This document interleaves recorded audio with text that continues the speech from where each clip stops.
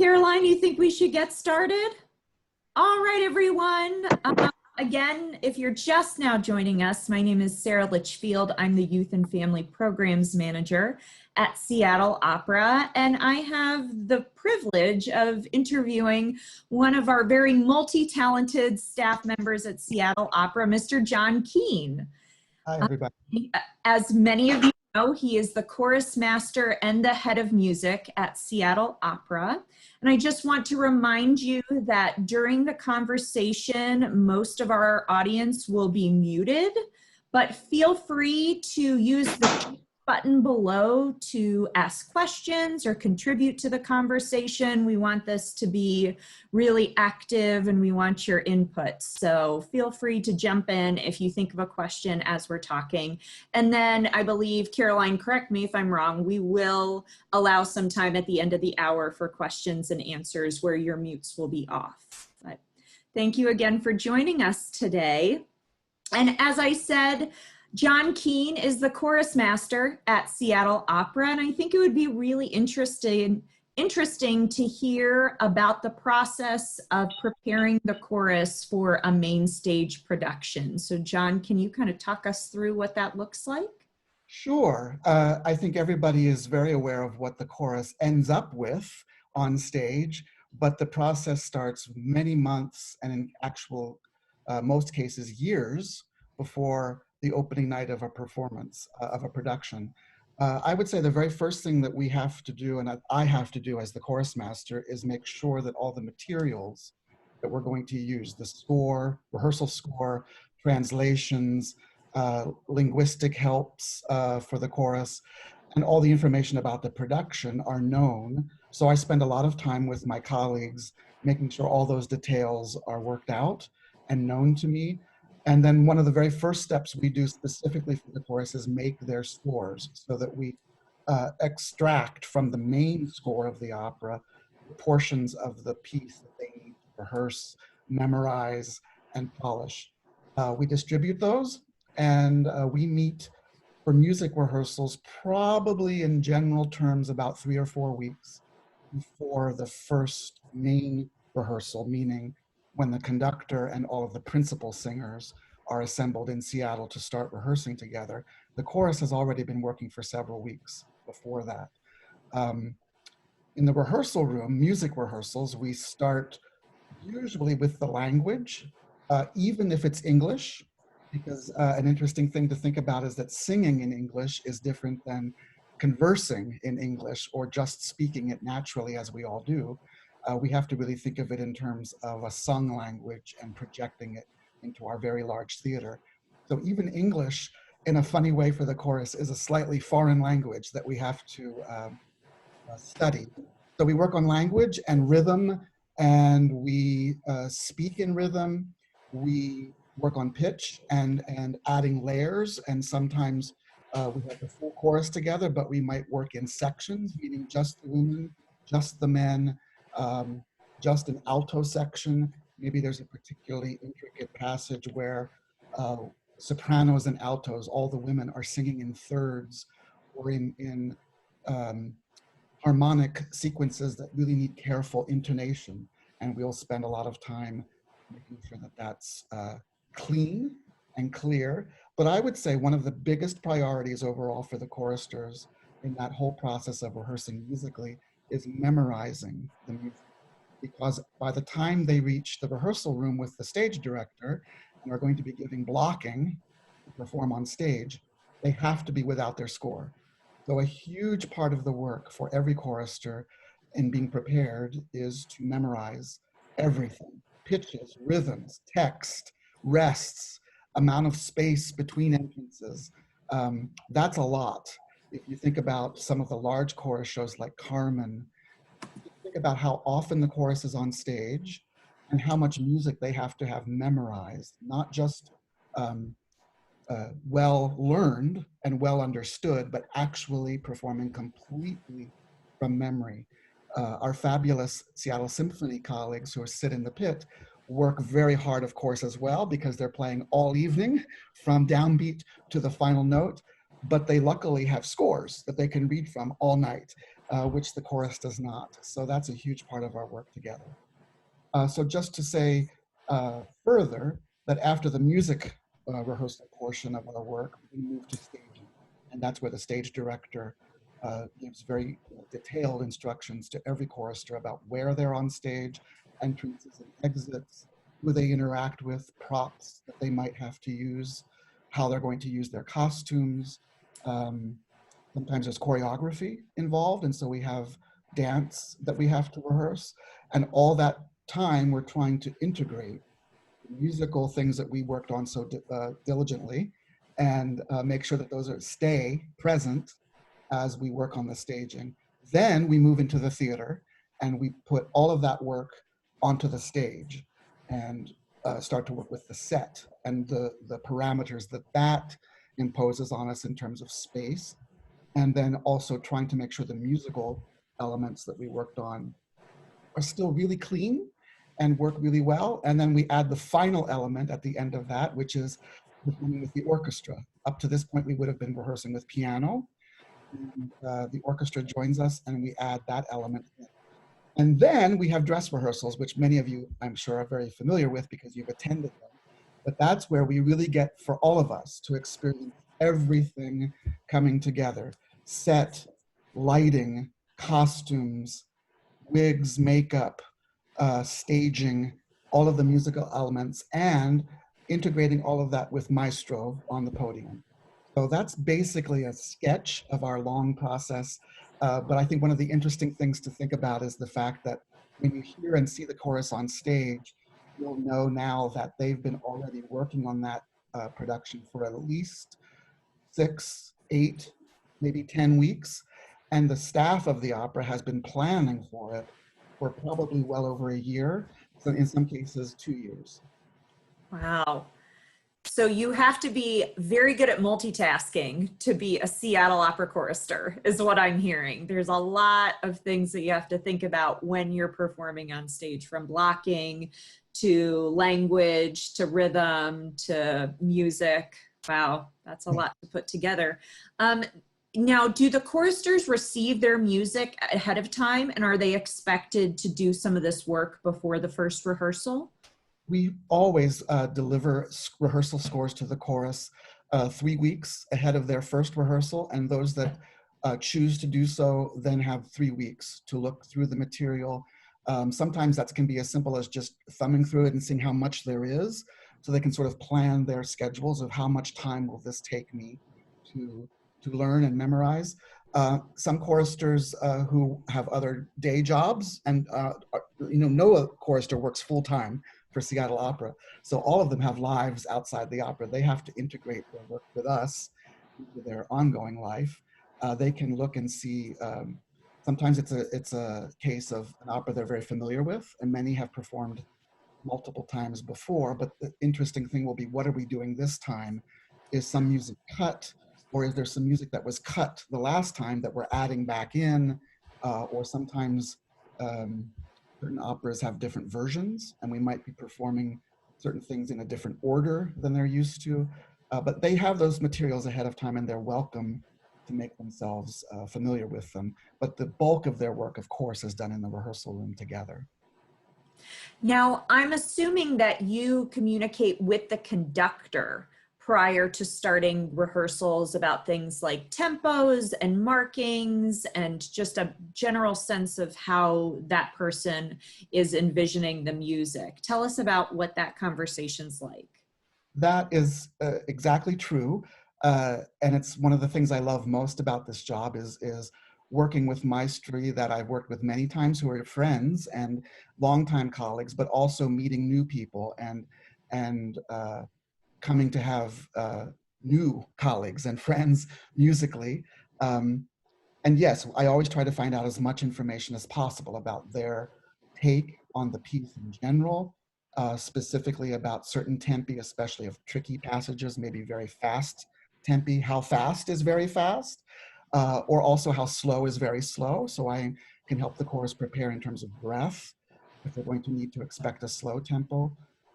Some conductors are very detailed and very interested in communicating that level of detail in advance. Some conductors are very much of the school of, I'll see when I get there. I trust you, do what you do, and then we'll talk when I get there, which sometimes goes very smoothly, and other times can be a big surprise of, oh, that's a very different tempo than what we're used to. But that's part of the job and part of the challenge for all of us. And I think most of us, over many years of experience, we don't see that as a problem, but rather as something that we enjoy, the challenge of, and also something that can be very invigorating if it's a different interpretation than we're used to, or a surprising twist on something. It can be very interesting. I'm sure that's the case, especially for chorus members who've sung, you know, some of these operas multiple times. I'm sure they enjoy something a little bit different. Just Very, really quick, everyone, I'm so sorry, John, I didn't mean to cut you off. I just want to let you know that if you just want to see John or I, on the upper right-hand corner of your screen, there's a button called Speaker View. And if you click that, it will just show you the person who's talking. So you don't have to see the Brady Bunch style sea of faces unless you'd like to. Sorry, John, I didn't mean to cut you off. Why don't you finish what you're saying? I was just going to mention that exactly as you said, for longtime choristers who've sung a lot of the repertoire multiple times, it's very interesting to have these new takes. But in almost every show, there are sometimes just a couple or a few, but sometimes a larger group of choristers who are singing something for the first time. And so part of my job is to, so to speak, work both of those groups in the room together and bring them to common ground. And so it's assisting those who might have a little less experience with the material and making sure they're comfortable and have the information they need, but also keeping those who are way ahead in that department engaged and not feeling like you know, their mind is wandering. That's right.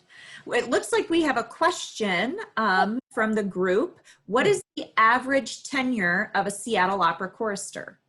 Oh my gosh, it's all over the map. And I think I will mention that there's several internal layers of the chorus. The first and most important is the regular chorus of 36 people, 18 men and 18 women. And these are the tenured, so to speak, choristers who are offered all of our chorus work for every production that we do that engages the chorus. And some of those regular members can reach 30 years plus of service. But most regular choristers, unless they're brand new to the chorus, have a substantial amount of experience. So I would say it averages between 10 and 15 seasons, which is quite lengthy. The other layers of the chorus, just by the way, are the associate chorus. That's a smaller group of 10 singers who would receive the next wave of offers when the regulars are not available. And then we have a large roster of what we call supplemental choristers. And that's a roster of people who have auditioned for us and shown us that they have beautiful voices and are well trained and would be great for us to hire. And we will do so when we have a large chorus show, or in some cases when there are multiple leaves from the regular and associate chorus. But yes, sometimes choristers receive a great farewell party when they retire because they have given Seattle Opera 25, 30, and even plus. So sometimes it makes me think about the fact that a chorister might be retiring with 30 years of service. They've actually been singing in the chorus longer than the youngest members of the chorus have been alive. It's a fun thing, but also again, it's that very wonderful mix of a variety of ages and levels of experience. And when you combine it together, it makes a fantastic ensemble because there's such varying textures added together. Well, that's so wonderful. We have a lot of great questions that I'm seeing here. Cool. What is, looks like someone asked if if it's a requirement to be able to act and dance, or if that's just kind of a bonus when a chorister auditions for the ensemble, if that's something that you also audition as a part of that or look for when you're auditioning for new choristers. That is a fantastic question, and that is one of the Chorusmaster's biggest tasks and obligations, is to identify singers who not only have a beautiful voice and excellent vocal training, but who do have the ability to act, to be comfortable in foreign languages, to dance. And we're not talking about ENB level dancing, but we're talking about comfort of waltzing, ballroom dancing, doing slight choreography. Yes, all of that is really important and not really a bonus. It needs to be something that comes along for the ride. But in terms of how we audition choristers, it's very much focused on the singing and the voice. After all, it's a musical art form, right? And so that's the number one consideration. We need to make sure that there's voice and a technique and some supporting training in terms of foreign language and style and the ability to memorize all of this material before we worry and investigate to in a detailed way what somebody has to offer physically. We don't specifically audition acting. We don't ask them to prepare a monologue or to act as part of the audition or dance. But over many years of experience of doing this, I've been able to sort of use my radar, and I can really see not only from the presence of the person in front of me, but also from the resume and their prior experience, what they bring to the table. And nevertheless, it's very much in the very beginning for almost every chorister, even the excellent ones, a little bit of a gathering of information, and for both sides, the chorister to understand our company and what our expectations are artistically, but also from our side of what can we expect from this chorister.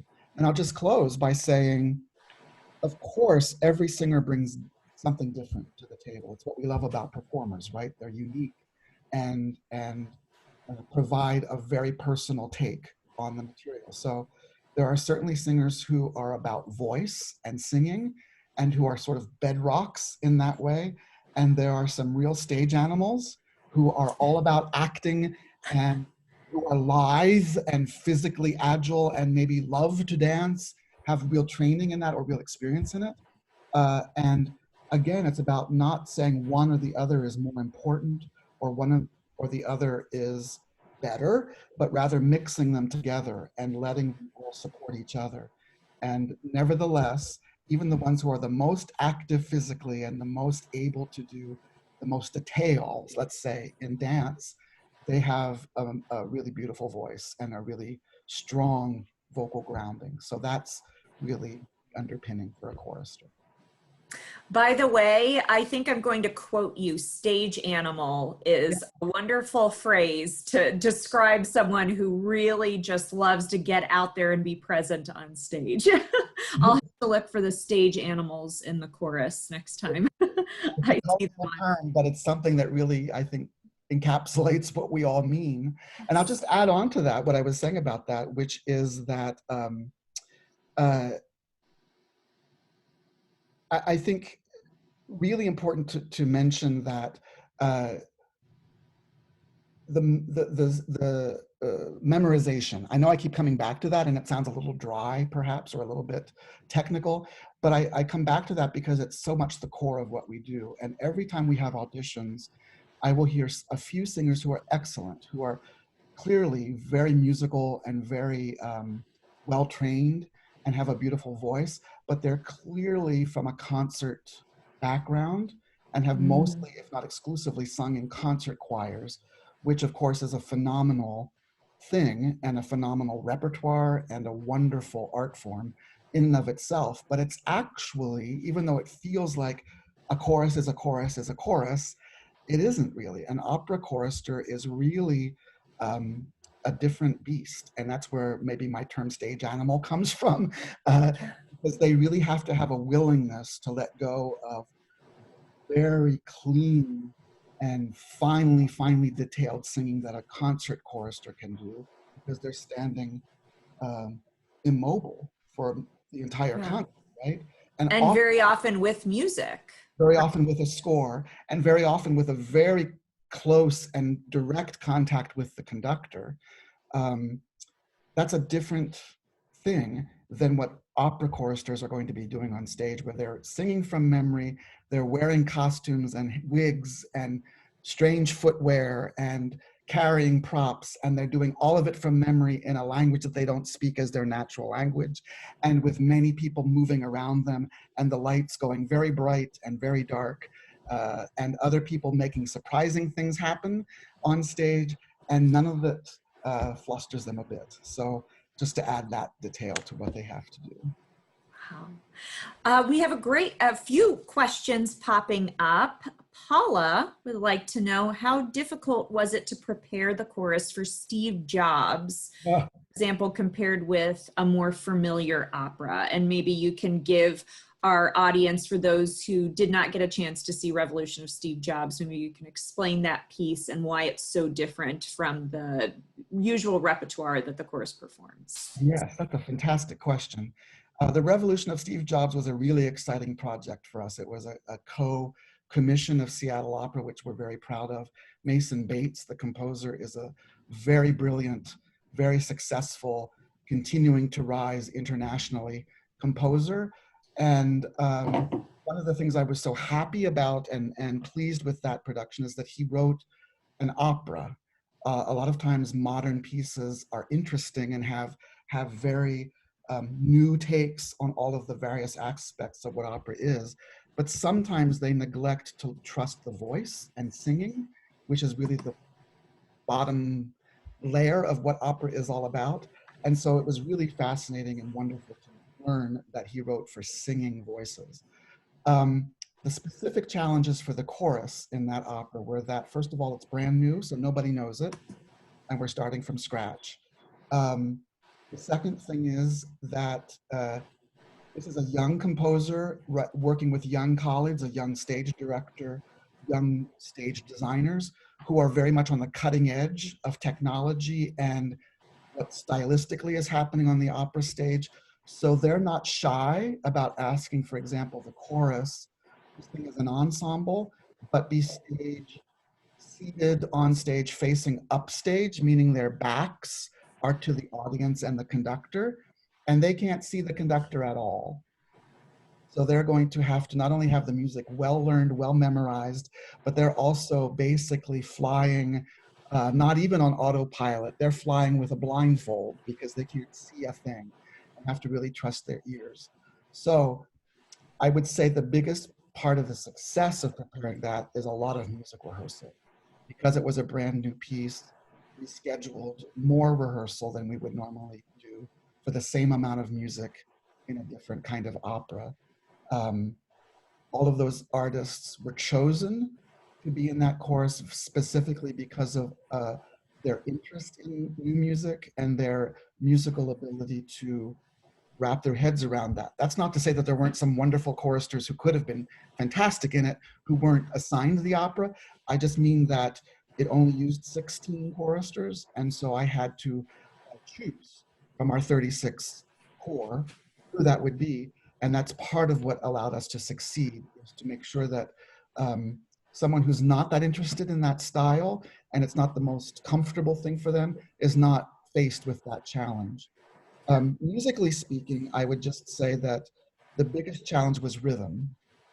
And again, this is what I was saying in the very beginning about English. It was, of course, sung in English, but not conversational English, a very stylized use of repeating words and phrases, which I think is a great technique for allowing the audience to really pick up all of the text and really hear all of the text. But it requires a lot of work to memorize and a lot of work to enunciate really.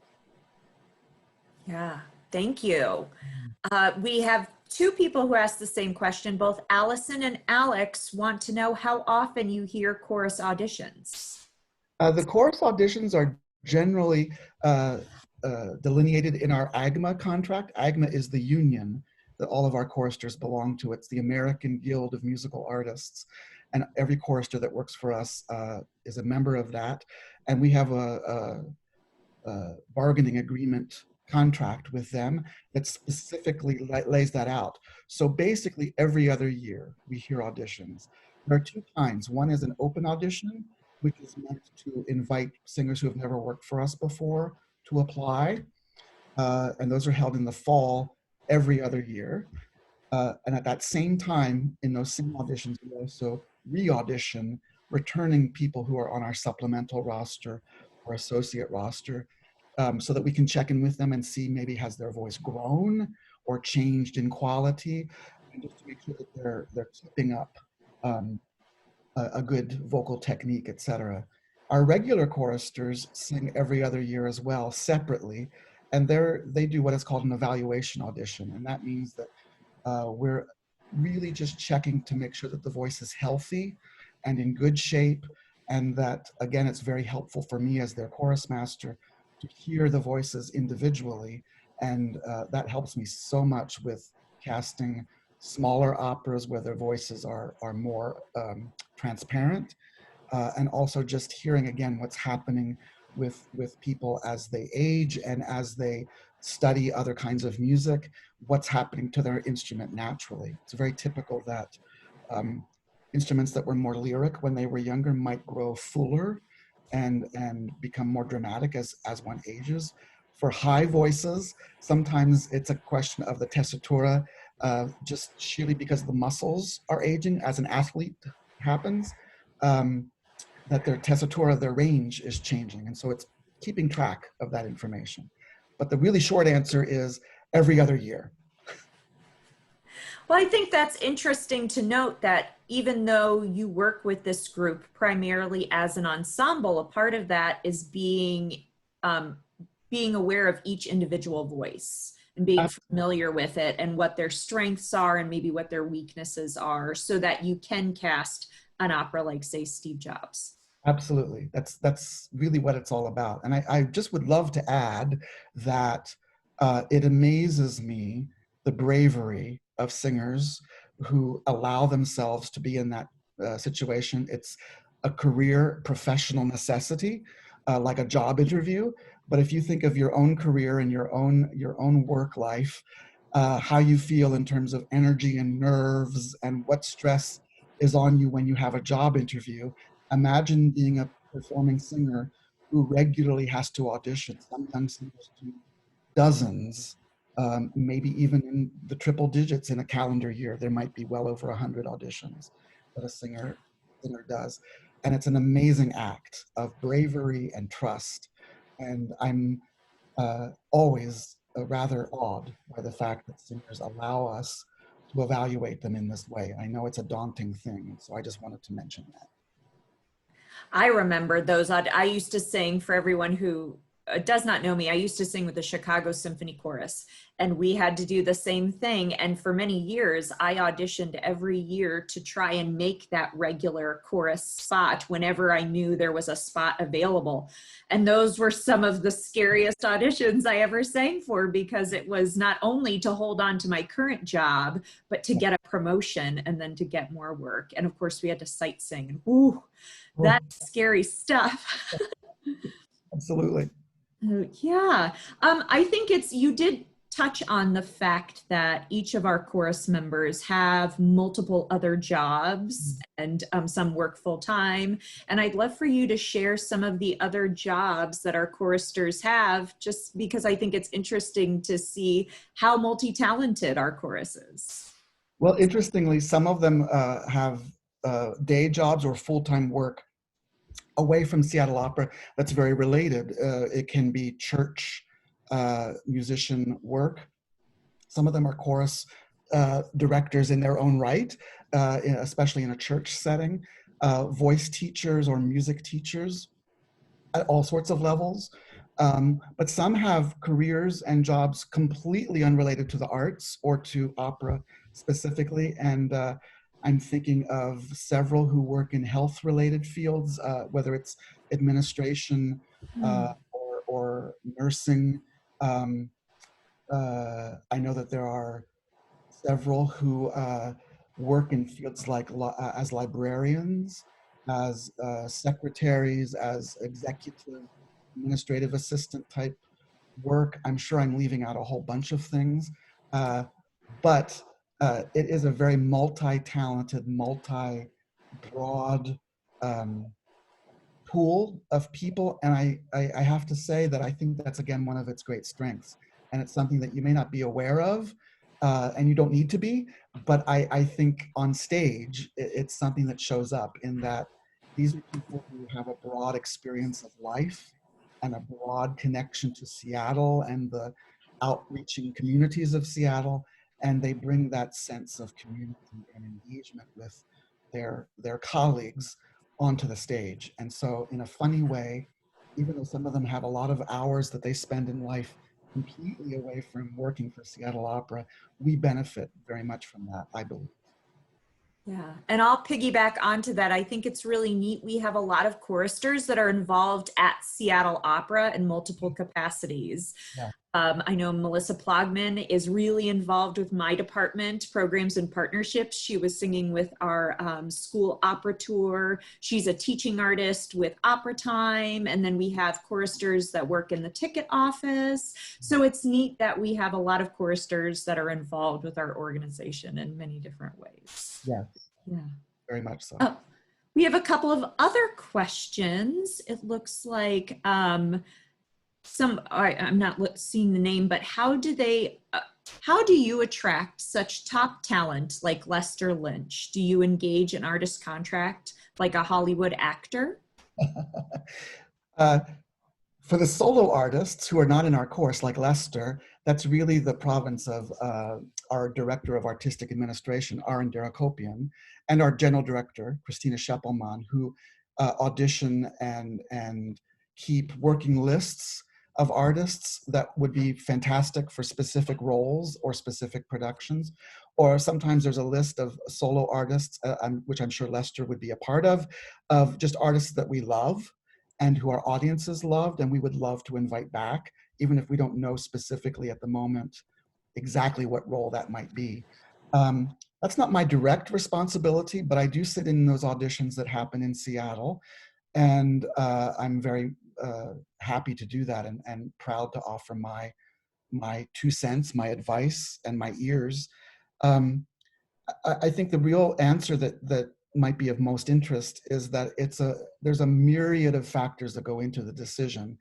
And maybe something to think about is the next time we get the opportunity to perform for you and you're in a performance and you're hearing and seeing someone on stage, just give a thought to the fact that there were probably 5 or 6 other equally wonderful artists that we would have been very happy to feature in that role, who were perhaps not available because of the calendar, who perhaps were available and maybe even were contracted but were ill and replaced.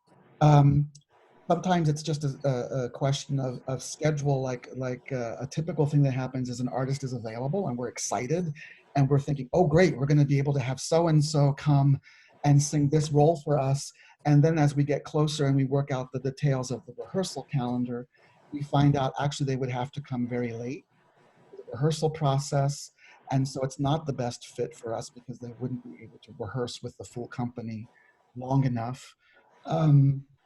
Sometimes it's the opposite in that we have somebody who's raring to go and we're very excited, but they wouldn't be able to stay the full time. And sometimes we have to just make a hard choice and say, okay, so next time, but this time we're going with someone else. Sometimes it's the very specific production. And I'll just say that just like for the chorus, there might be physical aspects of the production that are very demanding on the soloists. And some artists, once we pass along that information, may choose that they don't want to do that specific production. Such a myriad layers of choices that come into choosing one specific artist. But just to say that it's very rarely the case that we think of that we are thinking that a title of an opera is going to come along, that we think of an artist for a specific role, and that Aaron, let's say, can call them up and say, hey, we're going to do this. We want you. Great, fantastic. It's all set. Here's your contract. Sign on the dotted line. We're all set to go. Usually, somewhere along the way, because of schedule or the production or the fact that here's something that comes up. A singer may be very well available calendar-wise to show up for us and perform in Seattle, but given what they're singing before and after us, they don't wish to insert the specific role that we're casting at that point in their personal calendar. A typical thing might be, let's say, a singer who does some more lyric repertoire as well as some heavier repertoire, and they're looking at their full year and saying, oh, I've got 3 or 4 very heavy roles back to back, and I can't really afford to add another one. It's just too stressful for me personally. Sometimes it's about range. Let's say a soprano who maybe sings things like Lucia di Lammermoor or Rigoletto or real coloratura things, Daughter of the Regiment, something like that. But right before they come to us for one of those roles, might be singing something very lyric, Gaela or Mimi or something like that, and they're not so sure they want to do those things back to back. So that's another factor that can come into it. It's not always the company's choice. It's sometimes very much the artist's feelings. Thank you. I think this is a perfect segue to talk about your other role at Seattle Opera, which is head of music staff. So how does that role differ from Chorusmaster, and what are some of your responsibilities in that title? That title basically covers the administrative portion of the job that I do. And so that would be the desk work portion. We have a very unique combination of things that work at Seattle Opera in that our orchestra, as you all know, is members of the Seattle Symphony. And so we collaborate very closely with the symphony in terms of hiring those players and scheduling our rehearsals. And so a lot of my head of music staff job is about that. It's about scheduling and contacting the orchestra. It's about payroll of both the orchestra and the chorus. It's about managing our phenomenal and wonderful music staff. I think you all are very aware of our brilliant head of coach accompanists, David McDade, and our colleague, Jay Rosendahl, who's an equally brilliant coach accompanist, but also does all of our orchestra part preparation. And the dear and wonderful Phil Kelsey, who is, speaking of 30 plus years of service to Seattle Opera, our assistant conductor. I don't want to really say managing those gentlemen because they are my colleagues and my friends, and we work together as equals. But it's simply facilitating that work and managing the administrative part of it. So I help them in terms of absences, leaves, vacation, sick leave, that kind of thing. And we just meet a few times each year together where I help us make sure that we're organized in terms of our work and in terms of the calendar and the schedule, but also the practical things as musicians to make everything work. Great. So I have now, unfortunately, I'm going to jump back to chorus because it seems like that's where a lot of the interest lies. And I have a question. It's kind of a two-part question. First, what is one of the most challenging operas to prepare that you've prepared the chorus for at Seattle Opera? And what is an opera that has your most favorite opera for chorus music? Okay, I think I'm going to go with the second question first. Okay. And it might be something of an obvious answer, but I think I would say Nabucco of Verdi, which we did now several seasons ago, and I hope will come again at some point in the future. It's a wonderful show for the chorus, and it features the very famous Va Pensiero chorus, which is dear to everyone's heart. If you're Italian, it's practically your national anthem. It's a wonderful piece of music in its own right, but it's also a beautiful example of what a chorus can do, in that it's basically an aria, a solo piece of music for a voice, sung by a group, which is really unusual, right? There's certain things that choruses do together, very rhythmically, or they sing in great harmony and support action. But Va Pensiero is a really beautiful emotional aria for the chorus, because they get to express what the people are feeling and the strife and pain of the community. Something that I think we could all think about at this moment in time. So Agreed. that opera is a joy to prepare. It's a lengthy piece for the chorus. There's a lot of music for them to sing. But again, I think any chorister would say that they prefer that to the operas where the chorus music is sparse and there's a long wait between. So that would be the answer to your second question. The first question of what's the most difficult to prepare, I would say there's a little bit of a two-parter or maybe three-part answer, which is there are the obvious answers like Flying Dutchman, my background, is a really intricate opera and lots of tricky music, harmonically very chromatic writing. The language, the German is interesting to get your tongue around, and it's just intricately written. So that opera always provides a big challenge for the chorus. I would say that another aspect is operas which are not necessarily musically so difficult from a score learning standpoint. Maybe they aren't rhythmically or harmonically so difficult or challenging, but the style of the piece is really challenging. And I would put most bel canto operas in that category because of the freedom involved. And if you think about Seattle, where we very often have double casting, and if you think of an opera like, I mentioned it earlier, so I'll stick with it, Lucia.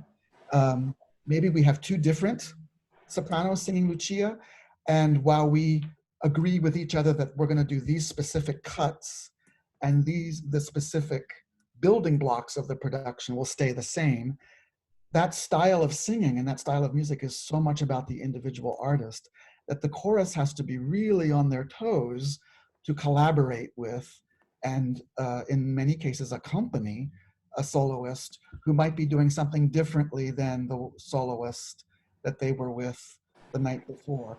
But I will say our chorus is well aware of that challenge and takes it on with great pride and with great skill and craft. And one of the things that we do in our chorus warm-ups, which we have before every performance, is when we have a show like that happening and double casting like that, I will often remind the chorus who is performing that evening so that they can, before they are on stage, in their mind be prepared. Oh yes, this is the tenor that likes to take a little bit longer in this phrase, or this is the baritone where the tempo is slightly slower than the other one, or this is the Lucia who sings that funny cadenza. And so we have to be sure to remember to wait for that and not jump in too soon, etc. So sometimes the challenges aren't so much just the chorus directly, it's the production overall. Got to watch out for funny cadenzas. You gotta, you just have to be warned. Funny cadenza coming. I just thought of a question based on what you just said. Tell us about how you warm up the chorus, maybe before a performance or before a rehearsal. Feel free to demonstrate if you're so inspired. I'll spare you my singing voice, which is none. I think most people think that when we talk about chorus warm-up, that we're talking about literally physically warming up the voice and doing exercises and scales that you often hear singers doing in voice lessons or in their private warm-up. But actually, it's not very much about that. We don't really have the time to do that. And what I find is that we're dealing with singers who are very highly trained and have their own system of warming up. And so the singers that we employ for Seattle Opera Chorus are expected to arrive at rehearsal and performance ready to sing. And so we don't spend time warming up our voices together. When we talk about a warm-up before a performance, we really are talking about, it's always scheduled so it's right before the curtain. So they've all been in hair and makeup and had their costume put on by dressers to help them. And we gather together in the rehearsal room and spend 10 or 15 minutes warming up. But I really think of that as a warm up of the head and the heart to meet the stage. So it's really letting go of all the stress of the day in their lives outside of the opera, all of the stress and hurriedness of applying hair, makeup, wig, costume, um, and allowing their brain to flip over into performance mode. And so sometimes there's little reminders that I want to give them about tricky passages, or I'll have a note or two from the conductor who asks me to remind them about a tempo or a breath, or just being very clean about certain things, or a place to watch and make sure that they can see him. And sometimes it is within the music of the opera, singing together an extended passage so that we can find our unified sound and come together as an ensemble and let go of the rest of the day. I find that's particularly true of our weekday performances, say a Wednesday night performance. Many of our choristers have worked an 8-hour day like their audience and rushed to the theater and tried to have a bite to eat, I hope, and yet spent 45 minutes getting into costume and hair and makeup. And so it's really my chance to help them drop that stress of the rest of their day and flip into a performance mode. Um, Interestingly, for the Sunday matinees, many of them have church jobs, whether as singers or as chorus directors. And so they come to the theater really raring to go because it's a continuation of that work. And I'll just let you know that unlike the double cast of soloists who get to have some performances off, the chorus obviously doesn't. They sing every single one.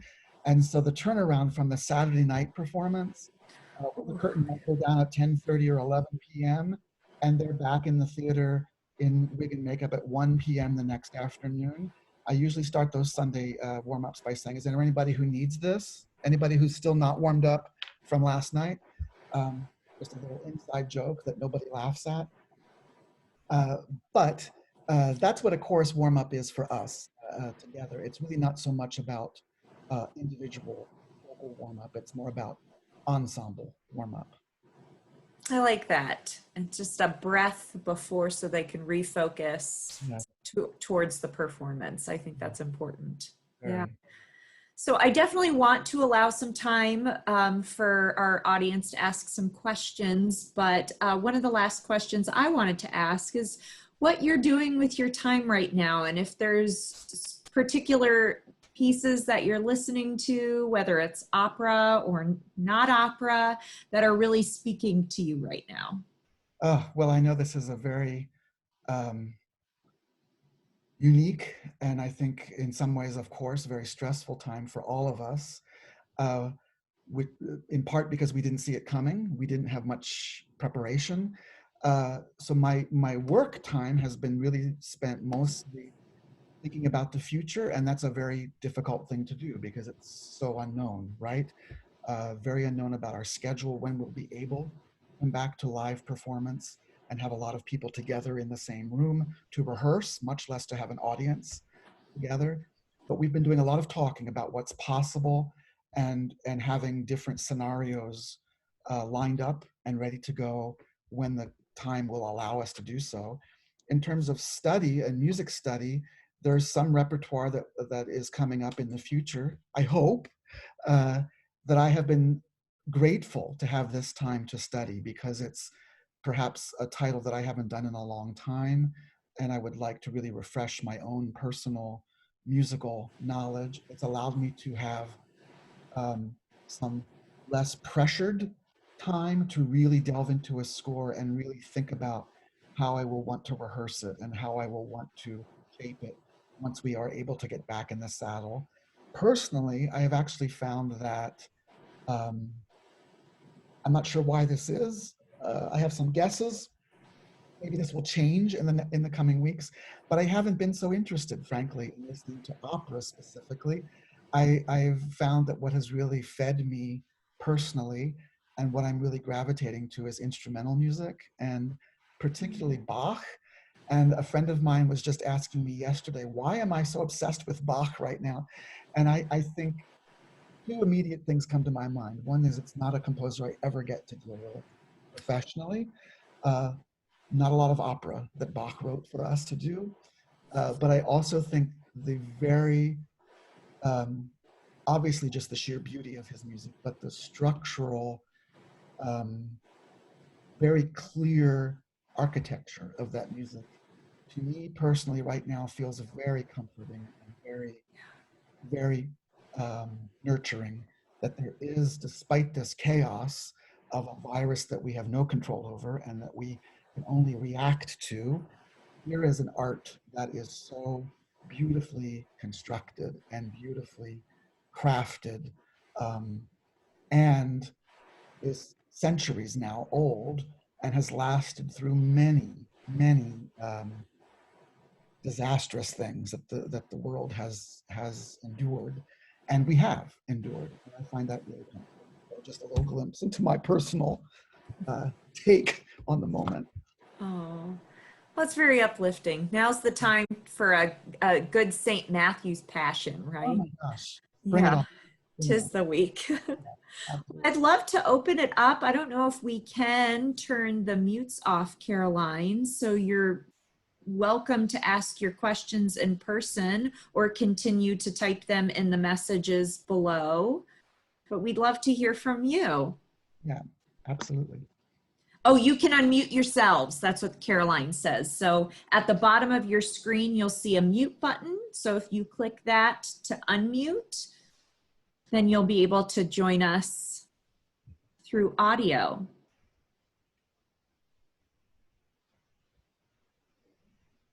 At once. Caroline's helping me. I think we've all become a lot better with technology. I'm getting there. I'm sure several of you are figuring out Zoom and Skype. Definitely. Let's see. Do we have, oh, here's a great question. John, what is your favorite opera to prepare? Ah, well, the cop-out answer that I often give is the one that I'm working on currently. And I don't get to use that now because we aren't working currently. But I will say that one of the standard repertoire, the one that always brings me the most joy when we get to do it is Carmen.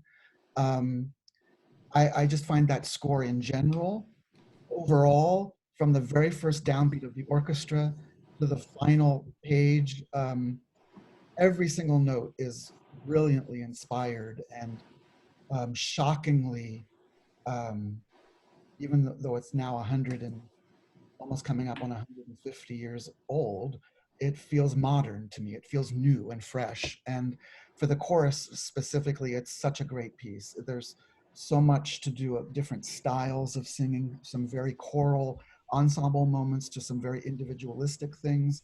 He allowed the women and the men to speak individually and have their own musical moments. There's some very legato lyric singing for the chorus. There's also some very rhythmic, um, tight ensemble singing. The language is gorgeous and always a challenge to refine. So I would say Carmen is one of my favorites.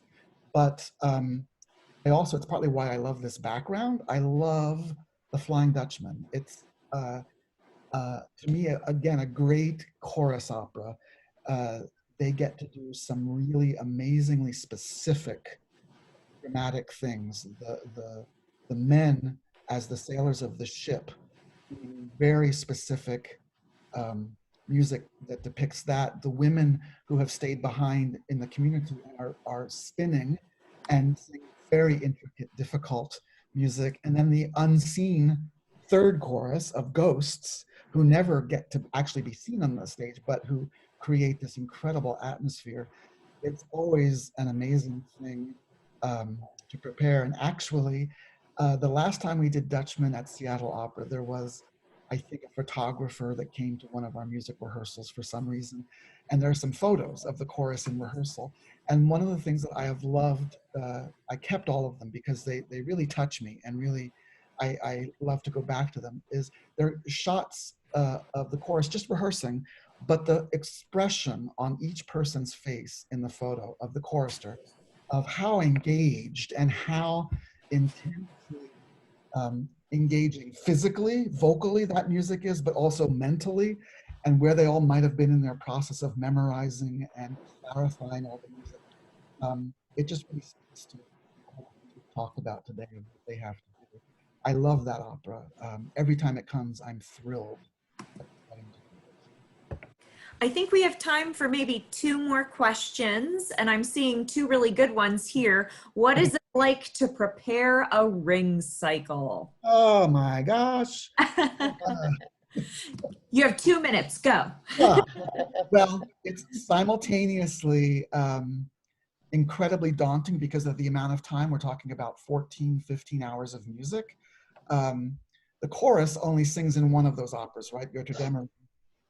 And actually a very concise amount of time. So for the chorus, a ring cycle, while the men particularly sing full-throated and give their all for about 20 minutes of Götterdämmerung, that's it. They're not even in the other three operas, and the women have very little to do. I think they have 14 or 15 bars of music total. So for the women, not a big thing. But in order to prepare a ring cycle, it's the most amazing thing I think of in any opera company that does it, because it engages every person who works for the company uh, in an incredibly intense way, in an incredibly focused way of an enormous project. So that's thrilling to get to do.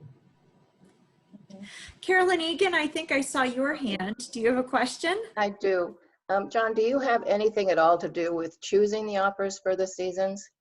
Sometimes we talk about, I generally don't say, hey, I want to do blank.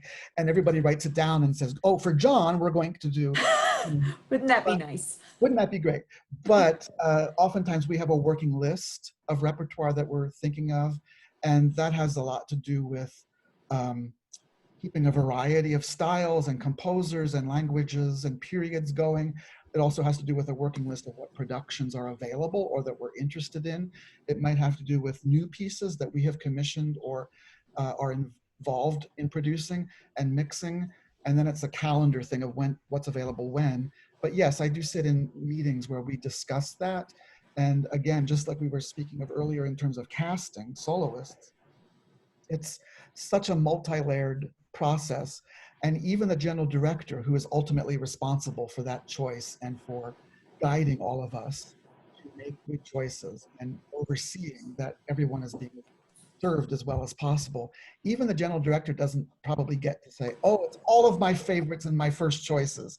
It ends up being a real compromise. But I just want to say that it's one of the things I love about working in opera, that we all have very strong opinions and very strong personal tastes and personal first loves. But the act of coming together and learning about everybody else's first loves and tastes, and then collaborating on making a really strong product is one of the really thrilling things about being part of a great company like Seattle Opera. May I interrupt for a moment? Oh, yes. Sorry, Hi, this is RN. Hello. The amazing John has has the great chance of working with someone like me, whose office is next door to him. And just to help with that question, I constantly drop by his office and go like, what about this? Do you think we can do this title? And do you think, but I think this singer, and then it's supposed to be a 1-minute conversation. And John and I go for like 25, 30 minutes discussing and all these operas coming back in, looking at the list, going back, oh, the chorus count, the orchestra count, this count, that count. So John is an amazing person. And I know he calls his head of music more administrative, but I think he should give himself much more credit with that as well, as I have the honor, and everyone has the honor of working with him that way. So thank you, John. But yes, choosing a title, choosing casting, chorus stuff is a gigantic amount of conversation, thinking, sleeping on it, waking up. What about this? What about that? 1 a.m. emails. This is just what I thought of. So thank you, John, for hanging in there with us while we do all this planning. That's all I have to say. Thank you. Thanks, Aaron. And we'll wrap up with one last question, John. Is there a work that you would like to do that you haven't yet had the opportunity to be a part of? There are two operas that there's a long list of pieces I've never done or that I haven't done recently that I would love to have another shot at. But there are two titles that are constantly in my mind of operas that I love personally that I've never had a chance to do in any way. There are many operas I've done as a coach accompanist or as a not chorus master that I haven't done in Seattle with the chorus. But two operas I've never done are Peter Grimes of Benjamin Britten, which is just one of the most beautiful dramatically and musically operas for the chorus, but also the orchestra and the vocal writing. I would love to do Peter Grimes. And the other one is Verdi, Otello, which to me is one of the great masterpieces of the opera repertoire. And if either of those titles would happen to show up in the near future on Do you Seattle hear that, Aaron?